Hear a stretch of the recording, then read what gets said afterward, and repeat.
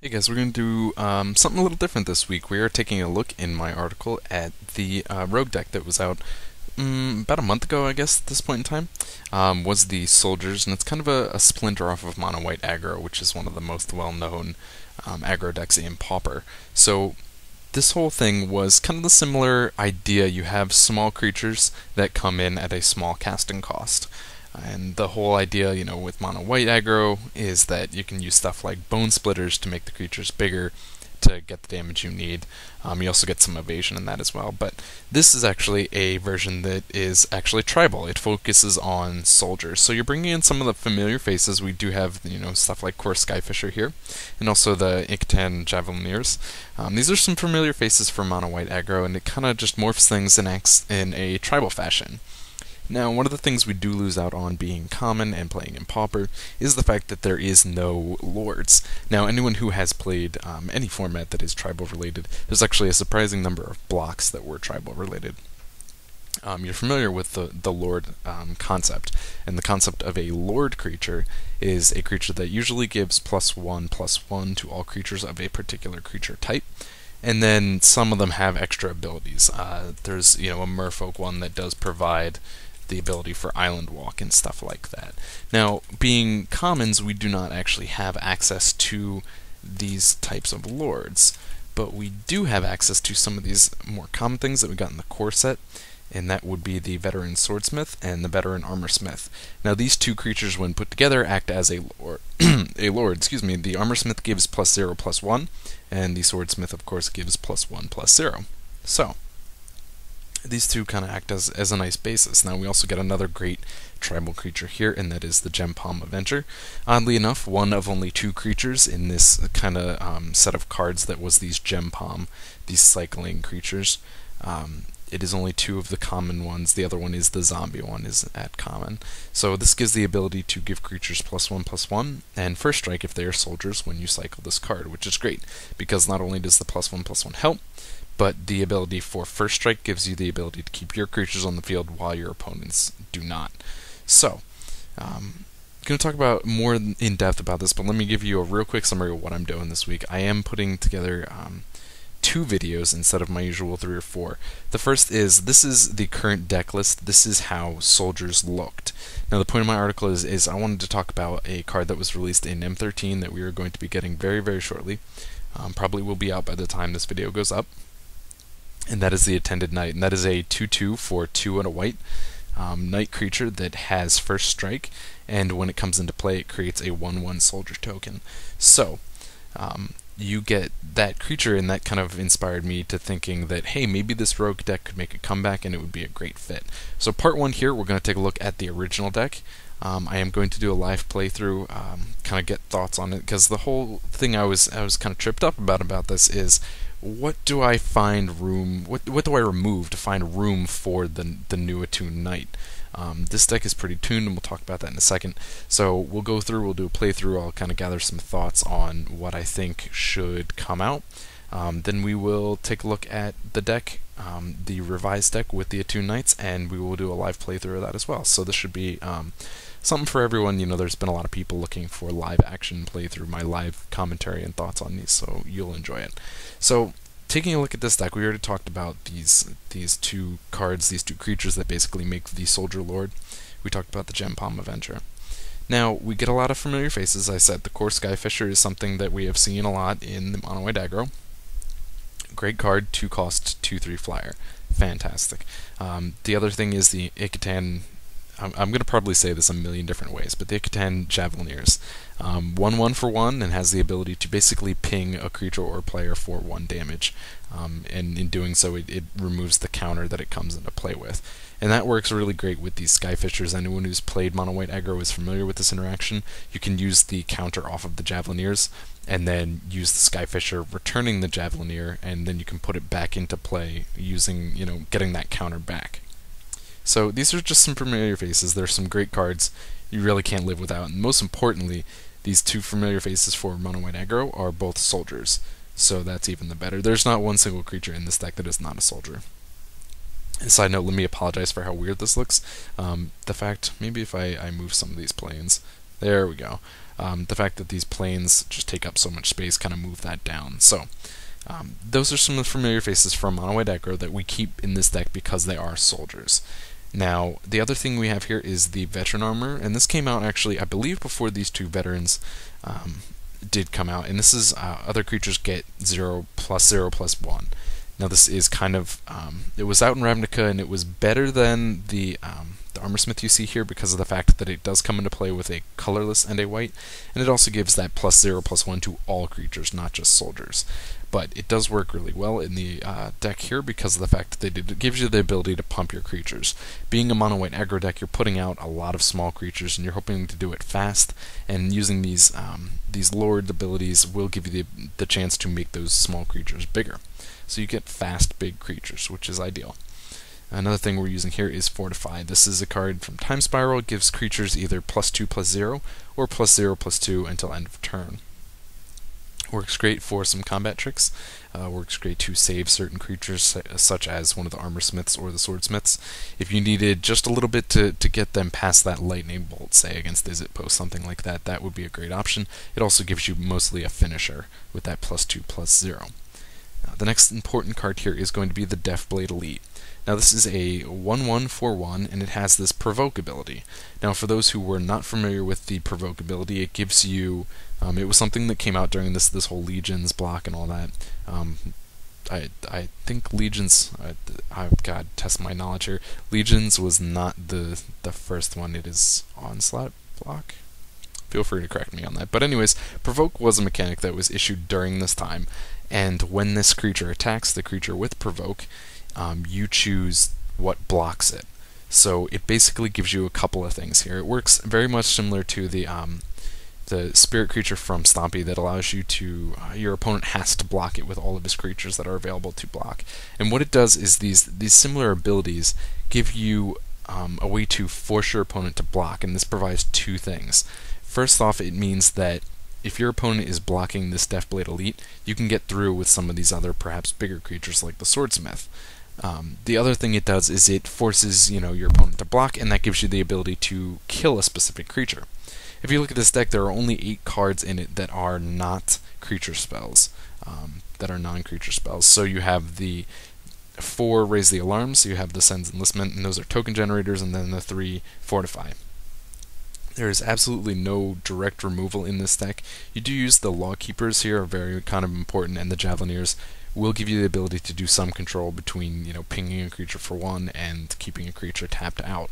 But the most important thing about this deck is that any creature control that has to be done is going to be done through combat.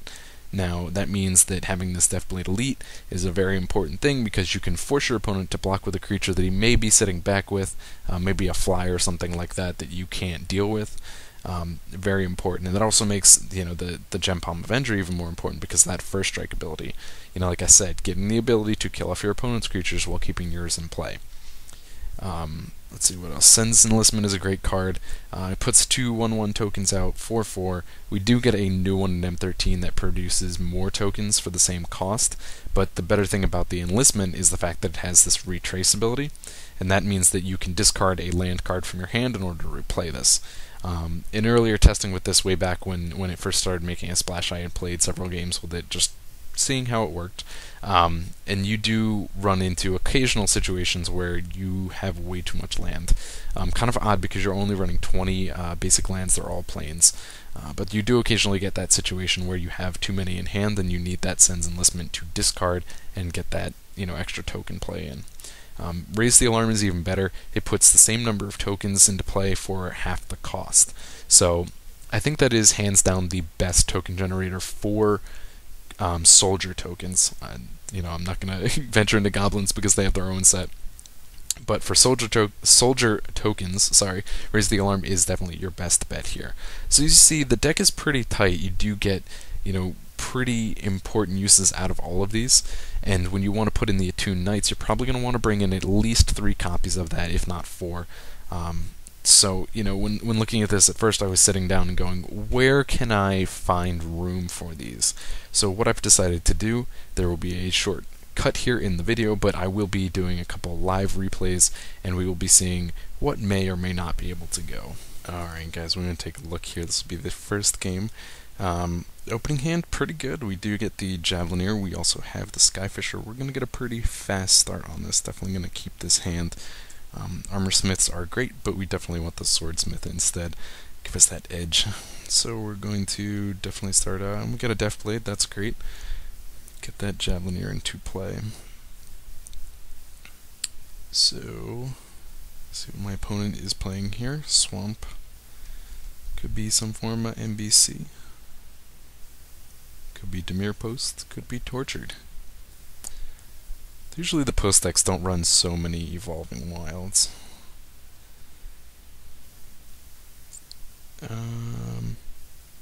Well, I could attack with this guy.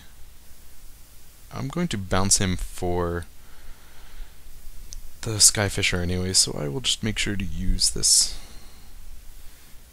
This guy would be so much better if we had, like, Vigilance on him. That would be fantastic, because then you could attack for your 1 and still tap it out to do that 1 damage. But that's alright, we'll get our Skyfisher in, we don't have to worry about putting ourselves back on the land count. Definitely going to be important, see what he gets now. Forest. Dead Dog. That's something we haven't seen play in a long time. Or it could be Homebrew. Spectre. Alright, so we are looking at a Homebrew. I think I'm going to get rid of one of the Armor Smiths because I do have 2 of those. I'm thinking definitely at this point in time, let's see. I'm going to start off by attacking first because then we can see what he's going to go with, if he might decide to chump block or not.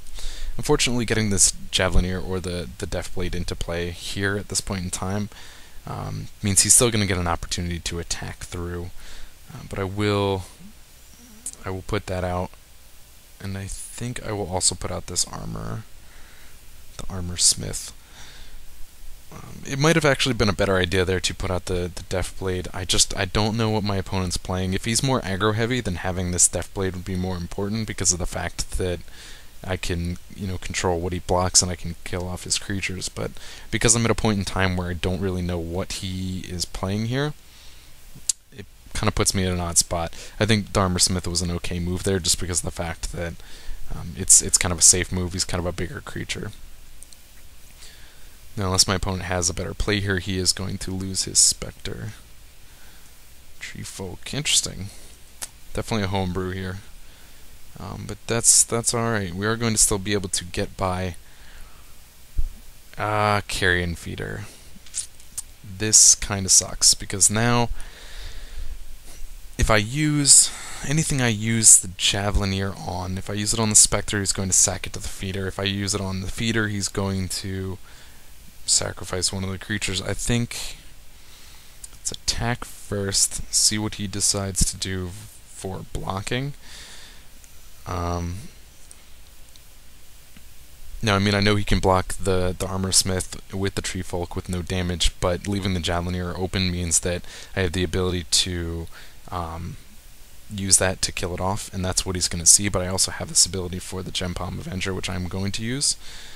Because even doing that for the 3, I'm going to have the mana available to me. Okay, he does not block. We're still going to cycle this and go up the 1 damage on each and draw the card. I still have the play on the Death Blade Elite. And I think I really think that I have to attempt to kill the feeder. I know he's going to just sacrifice probably the Tilling Tree to keep that alive, but I need to, okay, the Spectre. I need to just get that out. Now the Death Blade's going to come into handy because I can use that Provoke ability to force him to block it with the Carrion Feeder. And that's definitely going to work to my advantage. Let's see if we can bring this up for people.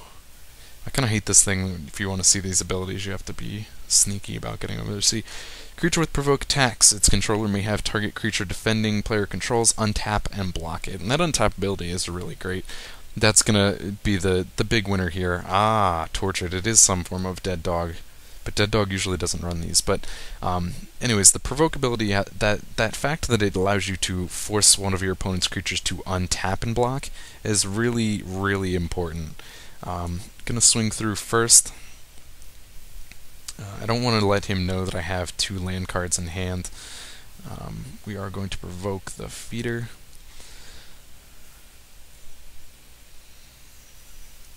Yes.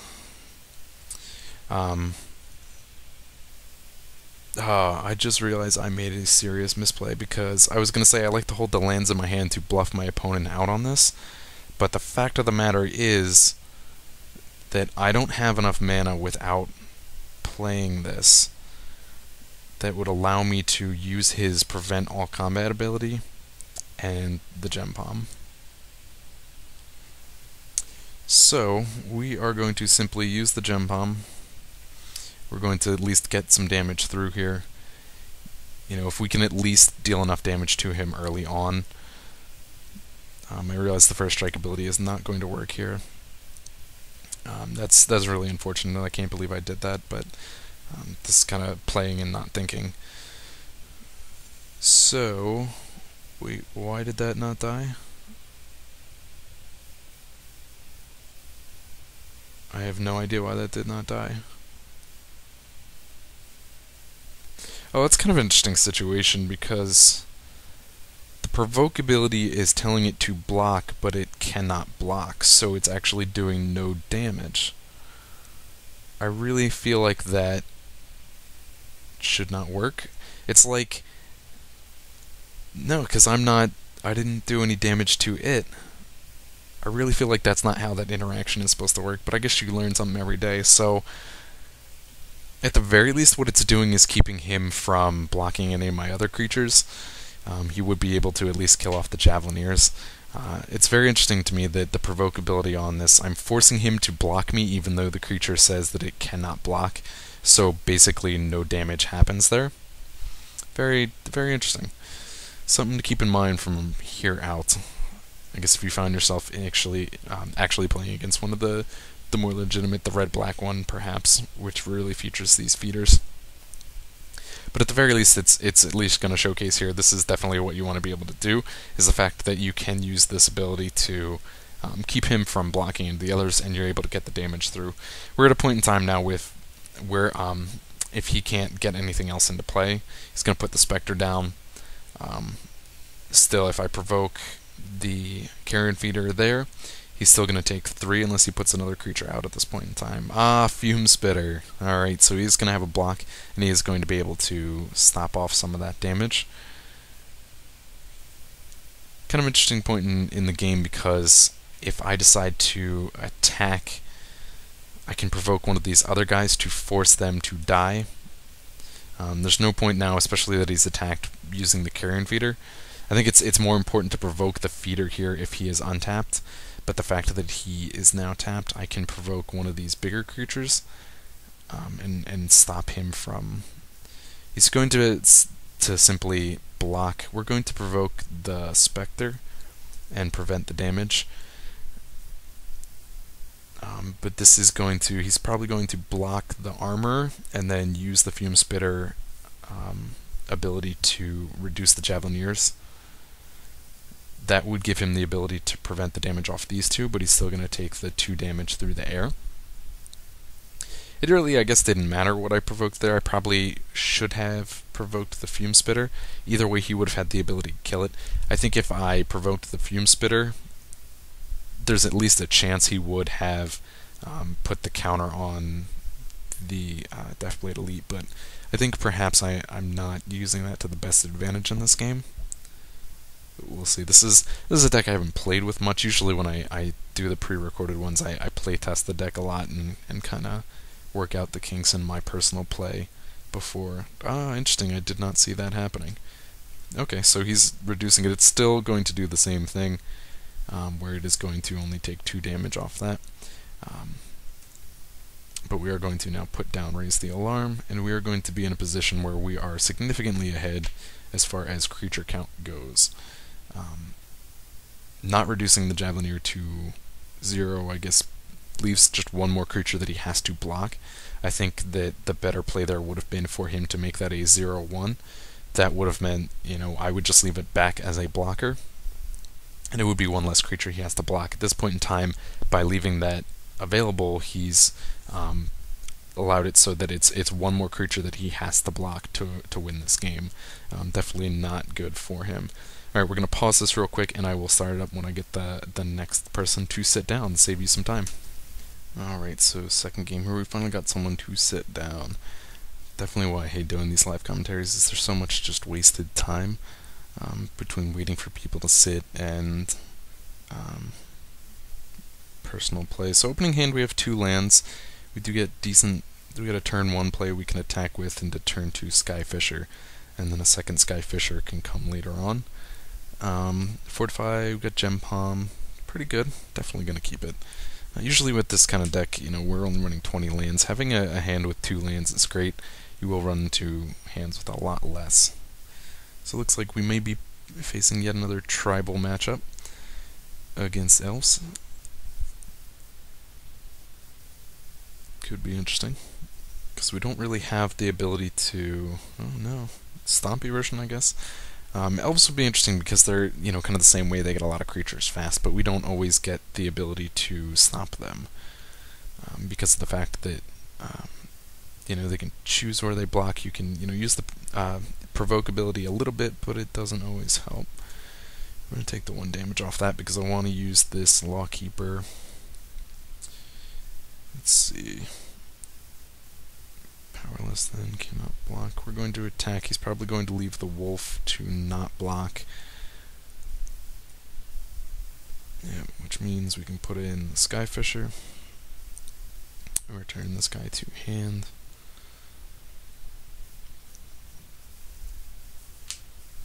Let's see.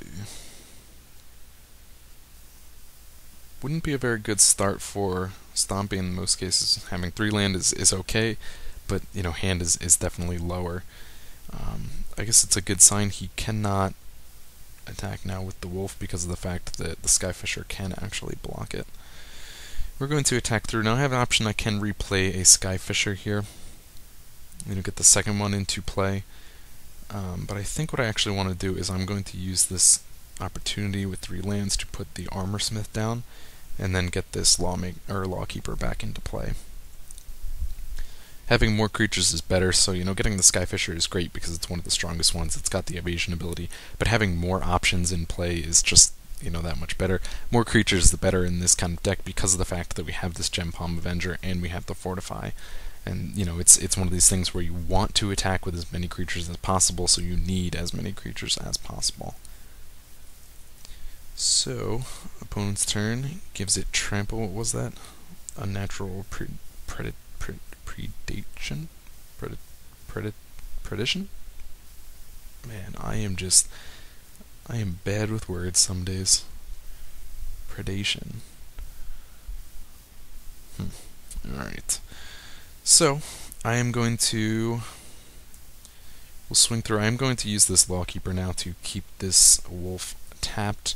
So I'm going to leave 1 mana available for that, which means let's see, I can play any of my 2s, raise the alarm, more creatures is better, but we do get the opportunity here to make 2 plays. We didn't do a land drop, so by putting down this Skyfisher now and returning a land to our hand, we can put that down. If we wanted to, we could put down Armorsmith or raise the alarm. We're at 15, we're going to take that chance. I said I wanted to keep mana available for the Lawkeeper, but I think actually I want the more creatures in this scenario. I know I won't be able to block him. Ooh, that is troublesome. Alright, so now we're going to use the Lawkeeper in order to tap out the Widow. 2/4 Infect is going to suck, but this will give us a chance to attack through here, and depending on how he blocks, I am going to be able to definitely use the Gem Palm here. Fortify is great. I could do the math real quick. Depending on how he blocks, it might give us the win. But Gem Palm is always great because it gives us the first strike ability, and more importantly, it's going to allow us to draw a card here. Our hand is getting a little bit low. So right now we're attacking with 6, 8. 2 more on that would be 10, 12. Okay, so what's getting through currently is 2, 4, 6, 8, 10, 12, 14. So it'll put him at 1. He's probably going to concede if we do this. Either way, he's not going to have an answer at this point in time. It is going to put him 1 away from death, so it's going to put it pretty much in our favor.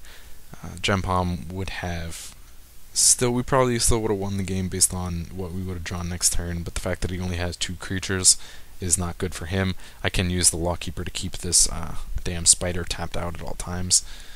Definitely the most troublesome thing that he's going to have here. So he does have 2 reach creatures, but I have 2 flyers plus the Gem Palm.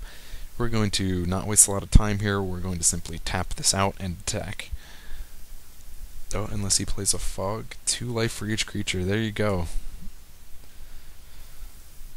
So I think still, if he chooses to block one of the Skyfishers, doing the math here, I still have enough to beat him. Going to swing through with all of them. Now if that was a Fog effect, we might be in a different situation, but we're going to still be able to do more than enough damage to finish it out. Alright, so we're going to give another brief pause here. It's going to be a skip in the video, but we will get to a third game. Alright, going to game number 3 here. 62 card special from the opponent. That looks promising. Opening hand. You know, there are some instances where keeping a 1-land hand is not going to be so bad with this deck, but usually what you want out of that is more likely the Javelineers than the Lawkeeper, and more importantly a 2-drop. And this hand does not have that 2-drop, so I am actually going to drop to 6. Okay, now we have 2 lands available to us. We have a turn 1 play, which is great with our Deathblade, and we can also get the turn 2 Armorsmith or the Raise the Alarm, which is fantastic. So, like I said, keeping a 1-land hand is not critical in this game. You can make do, but you really need the play to back it up. Alright, great. We do draw into a 3rd land, which is fine. Having more lands... oh god, walls. Okay, so if he's playing walls, that means I want to get as many creatures in play as possible. So... okay, well this at least means... I can attack through, he's going to be able to block, but the important thing here is because he is running this wall with dragons, dragon breathing, he can't pump it up. So we're going to get 1 through. I could cycle here. Cycling is going to do me no good, really. It's going to give me 1 extra damage on the stack and a card. But I feel like more important to me at this point in time is getting as many creatures as possible. This is going to be a little troublesome. This fire-breathing ability means that I kind of have to be aware of how many mountains my opponent has available to him, because he can use that to pick off my 1/1s. I do get a little bit of backup here with this Armorsmith that will help out some, but only if he can keep only 1 mountain on the board. Oh, there goes the second, but at least he is tapping it. He's undecided. Let's see what he has. This is not going to be good, because this is going to lead into things like Rolling Thunder and Ulamog's Crusher, which is fine. It's not so hard to deal with, except for the fact... oh, even better, Vent Sentinel.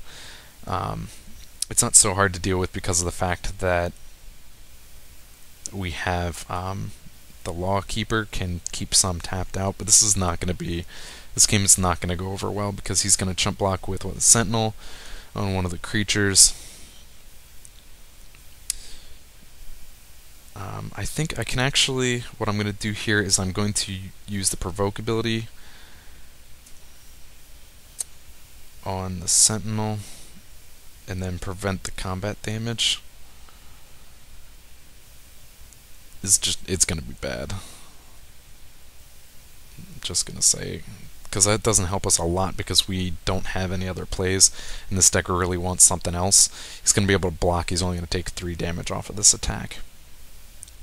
This deck really, I'm gonna need either a 4th land or a couple of 1-drops, or to really make this go. Maybe a Skyfisher even could help this out big time.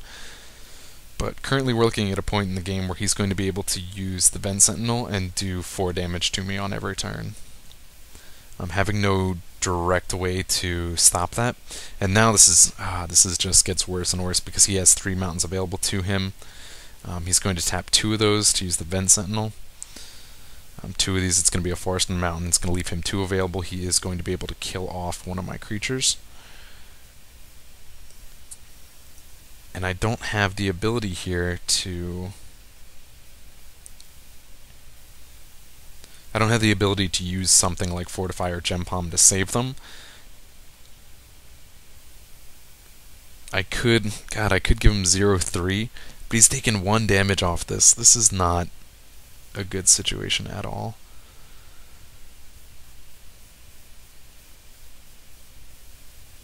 It's like the perfect answer to a fast weenie deck is fast walls. So he's going to be able to kill off this soldier token. He is going to be able to...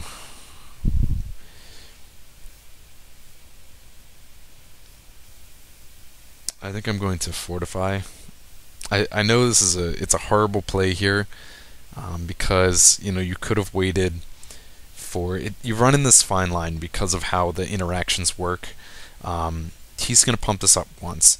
Now I could have waited for, that's going to kill this. I could have waited for him to use this ability first. Not really going to matter. If he had more mana available to him, you want to wait until he's got the last possible stack he can do with this Aether Flame wall on there. It's going to, doing that would give him the ability to use up as much mana as he has available, and then, you would use that ability to save your creature, so he would have wasted that mana at that point in time. Again, not a huge thing in this because of the fact that he's got these overgrown battlements, so meta, all of a sudden mana is not an issue for him. He's sitting on, right there, and those guys are each tapping for 4, plus he has plenty there. God, I'm going to take 4 every turn off this Vent Sentinel. What I could really use here is the Evoker, or I'm sorry, the Skyfisher, because that would give me at least an opportunity to do some damage without him being able to block.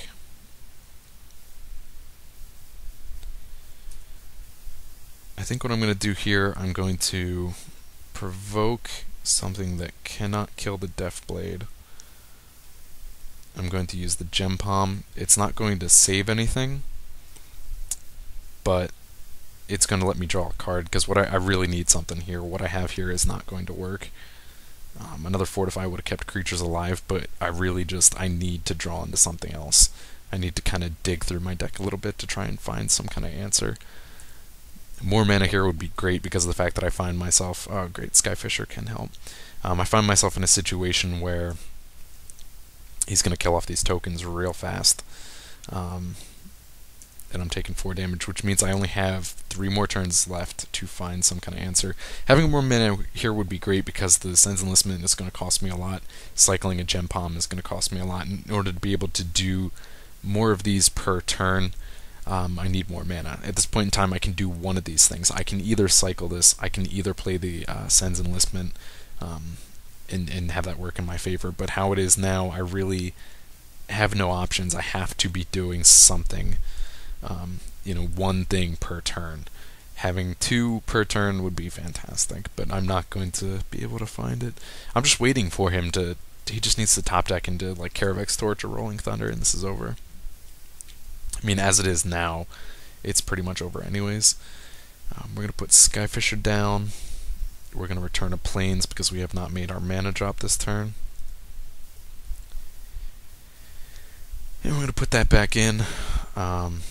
I think what I want to do now, I'm going to simply put out the Javelineer and the Armorsmith and not attack, because he can simply... It's not going to go well at this point in time. I attack through, he's going to be able to block my 3 attackers, he's going to be able to kill one of them with the Sentinel and another with the Flame Wall.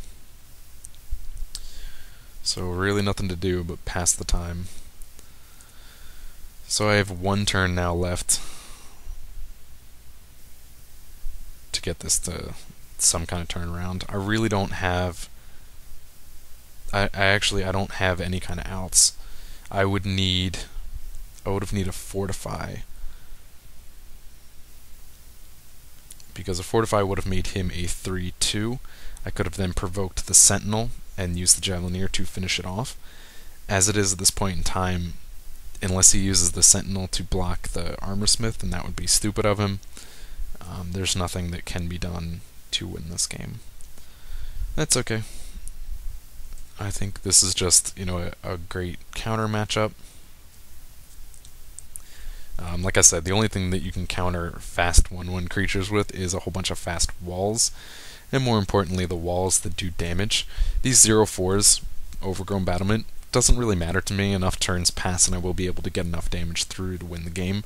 But what ends up being trouble for you is these Aetherflame walls and the Vent Sentinel. Some wall that has an attack power that can deal with these 1/1s. Later in the game, it's not so big because you get these Armor Smiths going, you get other options available to you. But having, simply the one toughness is going to screw you in the end. So let's draw a card here, see what we can come up with. Words do not help. Okay, yeah, this is over. We're just gonna pass the turn now. So,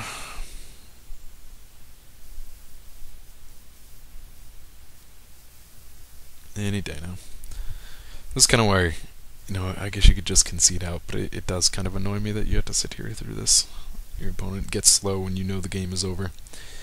That's alright. This is going to be the last game I throw onto this video here. Next thing, you're going to have to take a look at the second part.